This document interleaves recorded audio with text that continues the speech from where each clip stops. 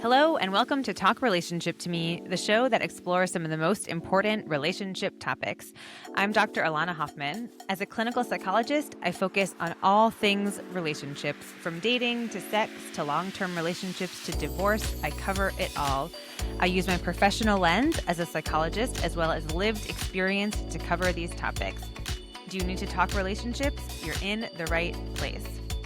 On today's episode, I am covering the Bravo show, The Valley, and how it gives us lots of important lessons in terms of motherhood.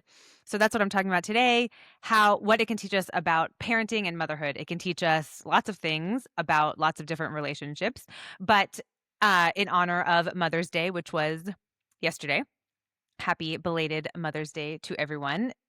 I thought that this would be an important topic to discuss here. So, a little bit about this show and why I feel like it is really important to talk about, aside, of course, from my love of reality TV. This show, The Valley, takes place in the Valley in California. It is an offshoot of a long-running Bravo show, Vanderpump Rules, RIP that show, epic, highly recommend. And it takes us a bit beyond that show into some of the cast members' lives, after this other show. So the show that it comes from, Vanderpump Rules, takes place at a restaurant. It's a bunch of bartenders and servers and all their shenanigans that they get into. And The Valley is sort of after that. Some of the cast members are the same, and they are getting married, they're having kids, they are separated and divorced, and this show just kind of follows them and their lives. So, like I said, there are some familiar cast members and there are some new ones. It is in the third season. And there have been 4 episodes so far. And there has been a lot of talk about this season, and actually people have a lot to say about the season and they think it's pretty bad. And I think one of the reasons why it is so bad, well, I don't think it's bad. I think one of the reasons why a lot of people think it's bad, unfortunately, is because there are 2 people in particular, 2 women on the show, Kristen and Nia, who just had babies, and they are talking very openly and honestly about their postpartum struggles. And unfortunately, I think that people find this to be boring. And so I think that this season is getting a lot of flack because people don't find it as compelling and exciting. But I think it is very real. And I think that the way they are portraying the postpartum experience, whether they are whether they have diagnosable postpartum depression and anxiety, I'm not sure. I am not their therapist, obviously, but both of them, Kristen and Nia, certainly are showing signs of this. Nia, this is her 4th baby. Kristen, this is her first one. And it also is showing their relationship struggles during this time. There are other cast members on the show. Lala, who is a single mom. So she had a first kid with her ex-husband, and then she found a sperm donor and she had a second kid, another daughter on her own. So she is single parenting 2 girls. Brittany, on the show, also from Vanderpump Rules, is in the process of divorcing her ex-husband, soon-to-be ex-husband, Jax, who was on the show, and they are co-parenting a 4-year-old boy with autism. And so we see Brittany's journey as a single mom raising a kid with autism. And then there's another couple who also has a baby, but they don't get so much into their postpartum issues. But I think there's so much to talk about from the lens of motherhood and new parents and the impact that it can have on your mental health, on your friendships, on your relationships. And I often have recommended that some of my clients who are dealing with similar issues watch these shows because it really is very realistic. So Kristen, we'll start with Kristen. She was also on Vanderpump Rules for many seasons, not all of them. So, those of you who know her as kind of a party girl, drama, relationships, etc. But now we see her, we saw her on The Valley. She's always said that she has wanted a family, wanted a kid. And so last season she was dating her now partner, Luke. And this season is the first season that we're seeing them as, having a baby. And Kristen is really struggling. She's saying she is struggling with body image. She is struggling with wanting to leave the house. She's struggling with energy. She and Luke are struggling with a lot of issues in their relationship now. She is saying that he's not supporting her. He's falling asleep on the couch. He's coming home late. He is saying how he misses, his pre-kid life. He hasn't had time to see his friends and do things he likes to do, like go fishing and things like that. And she really kind of rolls her eyes at that and doesn't really take it seriously. And I think it highlights a lot of issues that many couples struggle with during this really intense period when you just have a baby. And she is being super raw and honest and vulnerable with it. And so is he. And so I think it's a really important glimpse of it, into their lives. I mean, listen, of course, part of it is produced and they're on a reality TV show, obviously, as I have discussed before when breaking down some of these shows. But I do think a lot of this is very authentic and very real and important. So, lots of new moms struggle with lots of things that she is struggling with, and also struggle with how to talk about it with your partner and how to get support from your partner. And many of their friends are suggesting that they go to couples therapy. And I think that, sure, that could be beneficial, but I also think that a lot of the issue here is just a lack of knowledge and understanding of the biological changes that can accompany pregnancy, birth, postpartum. And those are many. They're plentiful. There are many biological changes, hormonal changes, brain changes in moms, And so I'm so glad they're talking about it. Kristen has talked about how she has zero sex drive. She has zero interest. Luke has complained that they are not making time for intimacy. They haven't had sex. And he's getting a lot of flack for this. And, the truth is, I think that he's getting some unfair judgment. I think that he and a lot of new dads can learn to talk about this in a way that really is kind and loving. And, when moms are receptive to this, to these kinds of things, it's when they are feeling heard and supported as well. So, and Kristen, as we know, was always a very sexual person. And she even says, like, she has no sex drive, but she is, it sort of surprised her because she used to be, she was before kids, this really sort of sexual person. And I think that, people don't really understand that in the time postpartum, especially if you are breastfeeding or pumping, your body is feeding a baby. So your body does not want to make another baby. Biologically, there is such low sex drive. And I talk about other reasons for low sex drive within long-term monogamy, responsive desire, and things like that. But this is really acute, the acute postpartum period. Your body, a woman's body who had a baby, does not want to make another baby. So, like, she biologically does not have a sex drive. That does not mean that they can't have intimacy and connection and, kind of mess around a little bit or whatever, but certainly not if Luke is not responsive and available to her and helps her with the things that she asks him to do and takes it upon himself to do these things. She's complained a few times that he comes home late and falls asleep on the couch and doesn't get up with the baby when she asks him to. And so, of course, from that perspective, she is not going to want to hear what he has to say and be empathetic to his concerns too. And I think that a lot of new dads sort of feel like they can't really complain and they get a lot of flack for complaining. And I am very sympathetic to that as a therapist who sees men in this position. Their lives, of course, have changed too. And their feelings about it are super valid. But I think the issue that these couples often fall into is that doesn't get heard because the moms and the women really don't feel supported during that time. And so I think that, postpartum education and understanding is so important. I mean, could they benefit from couples therapy?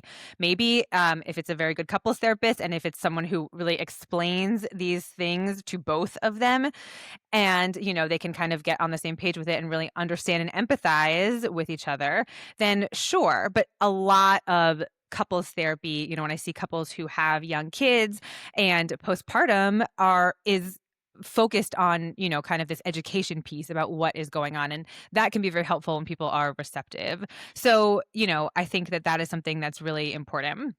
Also, just biology, I mean, she talks also in this last episode that we saw, she talks about her first period after a baby. I think it's amazing that she's talking about this on national TV. Good for you, Kristen. Thank you. All of these can be really, really hard things.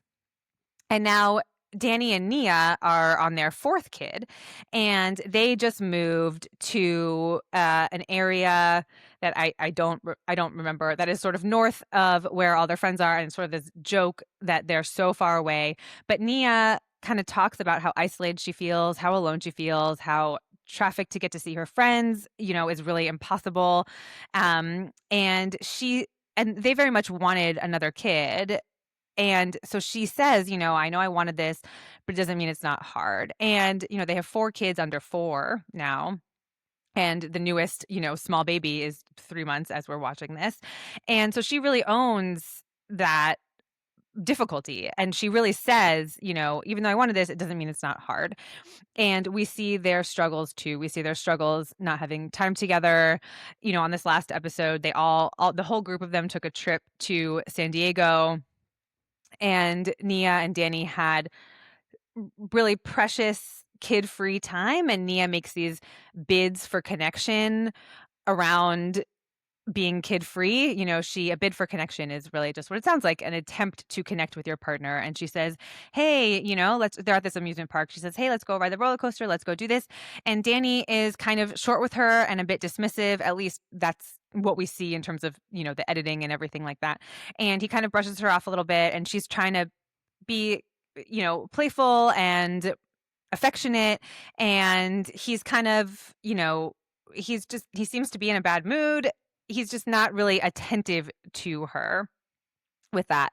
And, it really highlights that, just the difficulty that parents can have of connecting when, they are really involved, when the kids are around them all the time. She says, we are never alone without kids. This is our opportunity.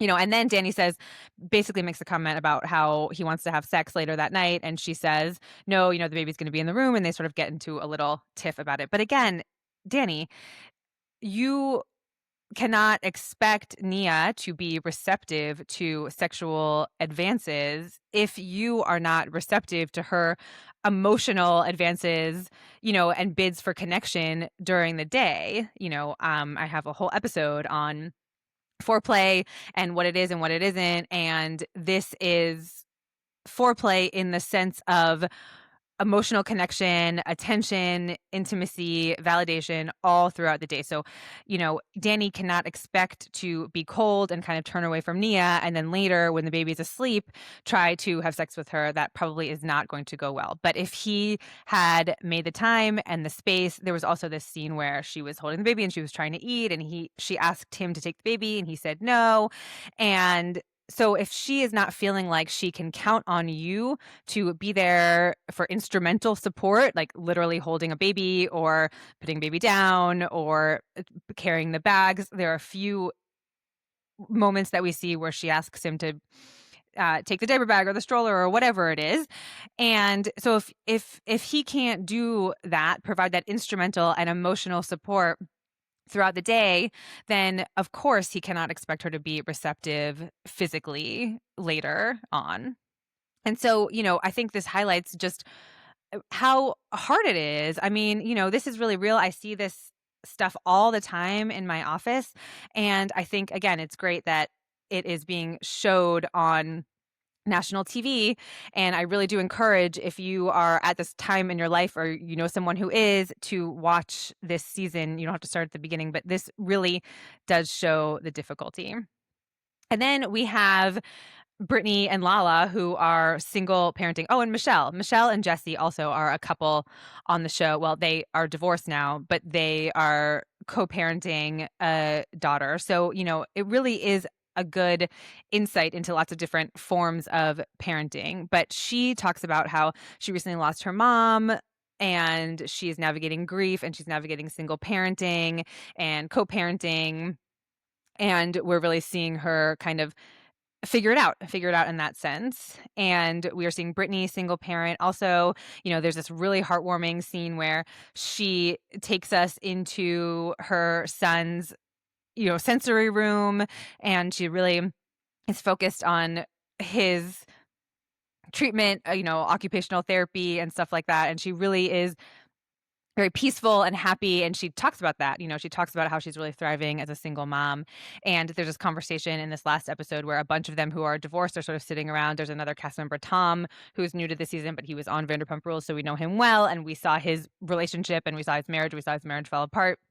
Now he's back on the show as a divorced guy dating. I think he's playing up a little bit this sort of caricature of like not knowing how to flirt and talk to girls and date. And I think there's an element of that, but I think he's playing it up. But there's this scene where four of them who are divorced are sitting and kind of talking about what they're looking for and what they want and how hard it is to date. And it's very relatable. If you are separated or divorced, you really can relate to these conversations. And, Tom is talking about how he's afraid to get into another relationship. He doesn't want this to happen again. Michelle had a serious relationship after her ex that, they broke up, and Tom was saying, I don't want this to happen to me again. And they're all just having this really honest conversation, and Brittany sort of makes this joke about how, don't let being like me end up, or what does she say? She says, because Tom doesn't have kids, but he wants kids. And so Brittany is sort of, but he's sort of saying, I want kids, but I'm scared to get into a relationship again. I don't want to get hurt again. I don't want to get divorced again, and Brittany is sort of saying like, don't be afraid to end up like me. And I think she meant divorced, but then she says, but I'm killing it. Basically, I'm running my household and I'm raising my kid, and don't worry about me. Like, I'm good and I'm happy. And you really see that, and of course, as anybody who has heard any of my stuff knows, that I talk about divorce not being the end of the world, not being seen as a failure, but as an opportunity. And I think that the people on this show, so Brittany and Lala and Michelle and Jesse and Tom, who are all at various stages of separation and divorce, that really highlights this, that it's not the end, that it's the beginning. You can take these lessons from it and you can walk away and you can really thrive as a parent, as a business person, as, an individual. And it's just a really nice look at this. Lala throws a first birthday party for her daughter, and we see on one of these episodes, and we see just her doing it on her own and being very happy and being very peaceful. And she hits on the lifeguard, and I don't know if anything ever happens with that, but she is really talking about, how she's liking being a single mom and kind of doing what she likes to do. So there is lots to be learned from this show. I have more to say about it, but I want to leave it with, the messages that it sends in terms of parenting, motherhood, the kinds of moms that are portrayed in the show, new moms, single moms, moms with multiple kids, and relationship struggles are all very real and relatable. So if any of this is, resonates with you, I really do encourage you to watch these shows and to share with your partners. If you are a woman listening to this and you are struggling, with young kids or having a baby, or this takes you back to that time and you feel like maybe there are some ruptures that are not quite repaired, this is the other thing. This is a really important time. And so, there are times in people's lives that are kind of very vulnerable to ruptures in relationships. They're basically, significant life events. So, getting married, having a baby, a parent being sick, something happening to your kid, there are lots of things that are opportunities for support and also opportunities for an empathic rupture. So that is when you trust someone to be there for you and they are not there for you. And what we're seeing with Kristen and Luke, and with Nia and Danny, especially with Kristen and Luke, this being their first kid, we are seeing a lot of empathic ruptures where she is really trusting him to be there and he is letting her down. And she will remember this because this time is really vulnerable. And I see clients decades later, women who talk about how their partners let them down at various stages of this important life event, pregnancy, childbirth, postpartum, and the opposite. And then I also see clients who, look back and they say, my husband was really there for me during this time. And I really remember this as a time when we were really close and connected. But again, this is a time that is really vulnerable. And, Kristen, there are opportunities for rupture and repair. And it's possible that, Kristen could look back on this time and say, Luke, wasn't there for me, and he was just worried about not going fishing and not having sex, and that really hurt. And this is a time to be really aware of that, because there is an opportunity to repair and connect and really be there to support your partner. And it is very important in terms of, how you think about how women think about this time in their life. That is a really important time. And again, of course, men too. And there is room for that, and there is space for that, of course. And there's lots of, anytime anybody has a kid, your life is completely different for moms and dads. And so that is not to dismiss that, but this is just to highlight that, this is an important time. And there, of course, room for feelings that new dads have. And, when they are shut down is when they are really, the women feel like they're not being supported. But there is opportunity for repair, and there's opportunity for everybody to have their feelings heard and discussed and their needs met, if there's just more understanding of how difficult this time actually is.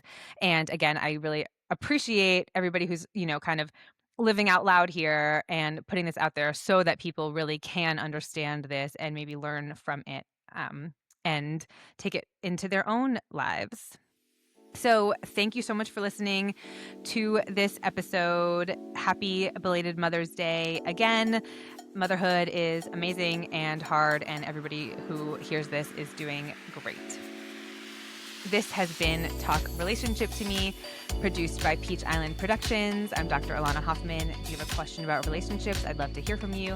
Go to my website at drelanahoffman.com and click contact, or find me on Instagram at dr.elana Hoffman. You can find all the info you need, including more about today's episode, in the show description.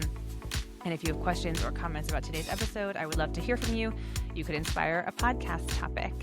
Until next time, I continue to encourage the open-mindedness about reality TV and all the things that it can teach us about life and relationships. So thank you all so much for listening.